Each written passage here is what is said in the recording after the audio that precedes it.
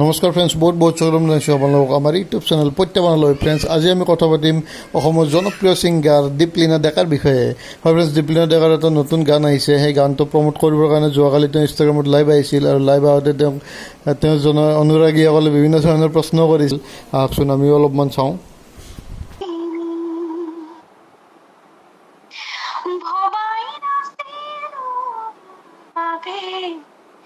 তোমাৰ সুকুন পিয়াহতো পিউ হয় মোৰে।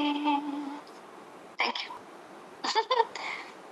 আকাশ চহৰীয়া কৈছে অ নেৰিবা নেউৰে বা কান্দিছে নেকি বাৰু? নাই নাই নাই, মোৰ চকু অকমান চলচলীয়া হৈ থাকে, এনেকুৱা ধৰণৰ কন্দা কন্দা যেন লাগিব। নাকান্দো একচুৱেলি। সৰুৰ পৰা মইতো খুব কমন কুৱেশ্যন মোৰ বহুতে সোধে।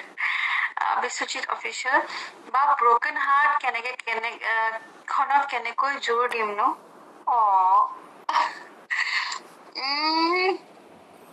Once broken is broken. এইটো সেই ডিপাৰ্টমেণ্টত জোৰ দিব নোৱাৰি, জোৰা মানে খুৱাব নোৱাৰি, কিন্তু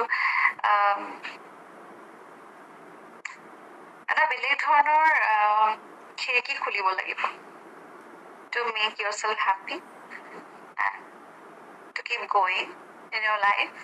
আৰু সেই খিৰিকীখন কিহৰ হ'ব, কি কৰিলে ন খুলিব, সেয়া নিজে ভাবিব লাগিব, কোনেও ক'ব নোৱাৰে সেইটো।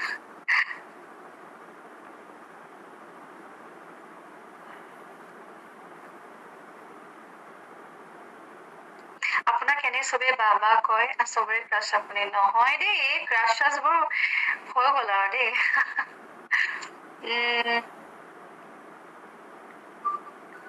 বৰা ST বৰা অংকুৰ মগুৱে বহুত ভাল পায়।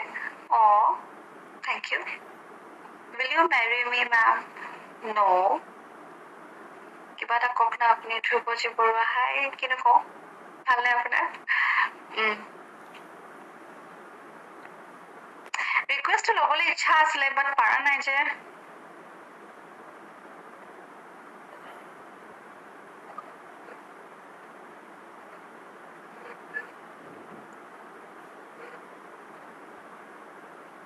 এটা দিছো নহয়চোন। একচেপ্ট